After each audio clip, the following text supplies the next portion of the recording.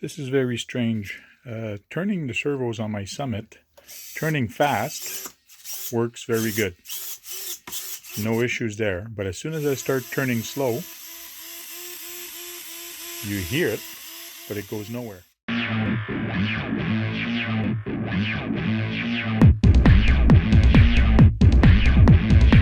Very strange.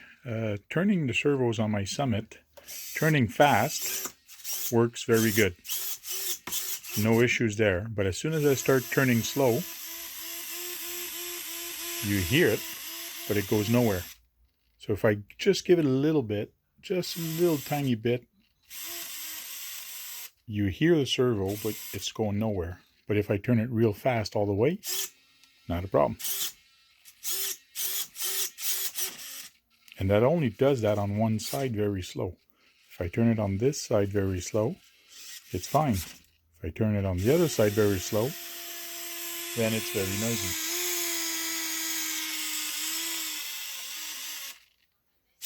But fast, no problem. So I'll take the servos out and I'll check what's going on. Okay, to take off the servo, for these 4 screws on this big servo, you'll need a 2.5 millimeter. And to take off the screw that's under here, you'll need a 2 millimeter. Now to take off the servo on the bottom, the only thing you need to do, this is the whole link for the servo. You don't have to take off anything but the screw onto the servo itself. So go ahead and take off this screw right here. Don't use a drill. Use a not a driver, but a driver. Everything is plastic, so very easy to get out. Once you've removed the screw, the only thing you have to do is wiggle it out. Just pull on it while wiggling it, and it should come off of the servo. There we go. Now for the 2 screws, you'll need 2.5. 90% of the time, these screws are very dirty. What I use is a probe to actually clean it. So I just put it into the hole, and then I just clean the hole out, and like that, your driver can fit in there properly. If you do not have a probe like that, you can actually use your small one, your 1.5 millimeter, and you can wiggle it in there. It is a 2.5, so you'll loosen up all the dirt, and you'll be able to take the screw out. Once you've taken the 4 screws out, the only thing you have to do is pull on it, and it comes out. Like you notice here, there is no bump, but on this side there is a bump. So when you put the other servo in there, you do have to make sure that it does go into the holes here. That actually when you push it in, that everything lines up into the hole. You kind of feel it click. You put back the same kind of servo, same thing. Or if you actually put a different name brand in there, this is the one I'm going to use, the DS3218 Pro. These are 20 grams. Specs on these say they're 9 grams. So this is going to be twice as strong. So it should be better. And plus this is metal gears. And also waterproof. The Pro is waterproof. The 3218 Pro is waterproof. But the DS3218 is not waterproof. Once you get the servo off, the only thing you have to do, they do have some cable ties here. So you do have to take these off. My truck is all dirty. And also you do have to open this to take the servos out of the receiver. So let's take them off. Take that off. And then we'll cut these. Once you take the 2 screws off of this cover, when you pull this off, be careful. There is a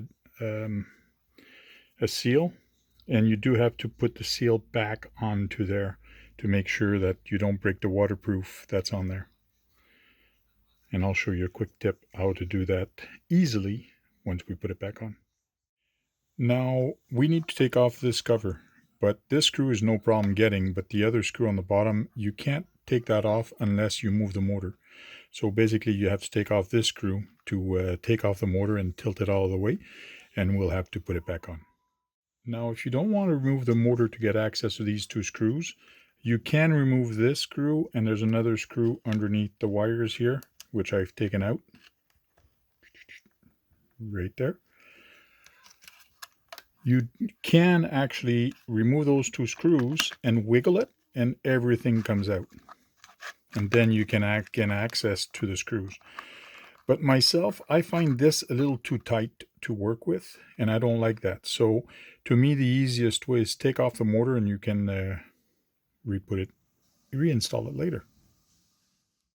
Once you've taken off the screw, the only thing you have to do is tilt the motor and pull it back. And then it just comes out. There we go. Once you remove the screws, you can take off this cap. This cap does not have a seal around it because it has foam here. This foam actually stops the water from getting back into the receiver box. Once the cap is off and you've cut all the cable ties down, you can actually start following the servo all the way up to where the receiver is. And it's always channel 1. So there's 2 servos onto channel 1 right now. You can unplug both of them. It does not matter which one is the right, which one is the left.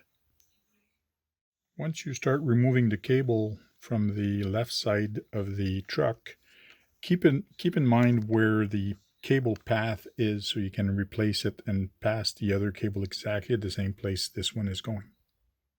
There we go. Both servos are out. And this one was the left one, so I've actually written on it NFG. So now it's time to put the other servos on and also give it a good cleaning while I'm in there. There we go. Once everything is connected, don't wrap your cables right away and put the motor because you do have to center these 2 servos. And the way you do that is you first got to install them. So I got to screw them in there. And I'll tell you what the next step is. So screw those servos back on. There we go, putting on the last screw in there. Now, you can use a drill, but I recommend not because you are screwing into plastic. The thread's already made. It's very easy to do it. And you can tell when you're at the end, when you're screwing with a driver. So don't use a drill because you're going to strip your screw if ever you use a drill. So be very careful. And if ever you do strip your hole, one thing you can use is CA glue. Put CA glue in your hole and put the screw down all the way, and the CA should make new thread. It won't be as strong as it used to be, but at least it's going to hold in there. So there we go. I installed the servos, connected the battery. My receiver is on. My motor's not back on, but I don't care. So the receiver is on, and it's actually center. So I'm not touching it. And now I'm actually just going to turn on the truck. And now what it actually did, it put these 2 servos directly in neutral, because if I turn them, they will turn. Oh, if I turn the power back on. Okay, now the power's on. So what it actually does is it puts these servo in neutral. So it does turn, but now they're exactly neutral. So now I can actually lift the truck and actually pop these guys right in. So the only thing you have to do is make sure your wheels are perfectly straight before putting that on, and you put both of them on and you should be dead center. There we go. I just installed both horns in there. I did not put the screw yet, but both horns are there. What's nice with these servo, they actually are the same as the Traxxas, which is 25 tooth. So these work perfectly for that. You don't have to change these arms to the aluminum ones. And now everything works nice and fast. And when you do put your steering, make sure you put your steering trim directly to the center. Once you install it, it gives you a little bit of leadway to actually centers right in the center. And then I had to bring it just a little bit so my steering wheel was nice and straight. Cool. Now put the screws back on, and then I can do some cleanup. Okay, I've put the other cap back on. Now I'm about to put this on. But this rubber seal does not stay there. So 2 ways you can actually do this is you take it and you actually put it right on the bottom there. But 90% of the time when you try to put it on, these cable push it, or it always moves a little bit.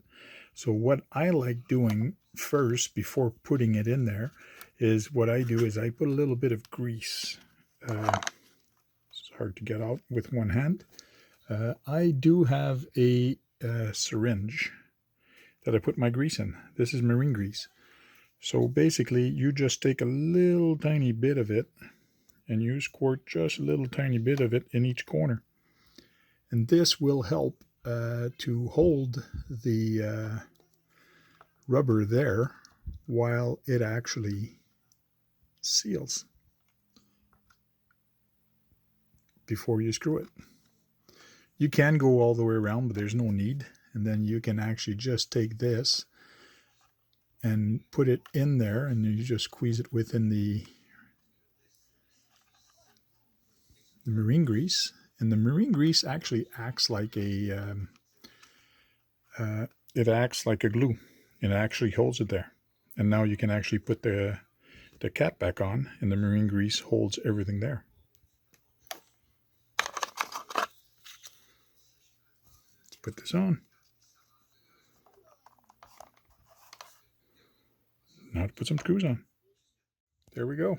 All attached. Cable is all nice and going through the same path as it was before. And now the servo is all installed. And no, the servo is not upside down. LOL.